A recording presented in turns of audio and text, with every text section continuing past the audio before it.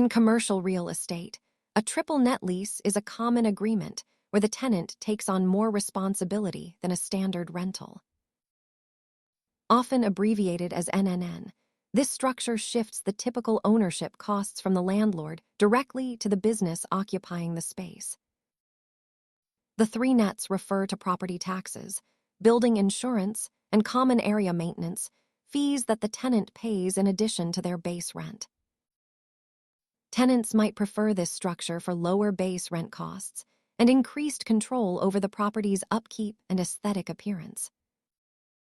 A gross lease bundles all costs into one payment, whereas a triple net lease separates them, shifting the operational risk to the tenant.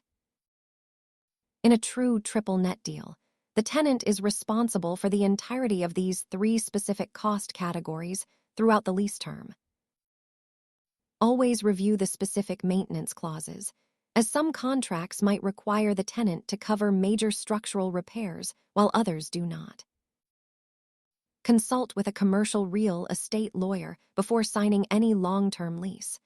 Thanks for watching, and stay curious about your finances.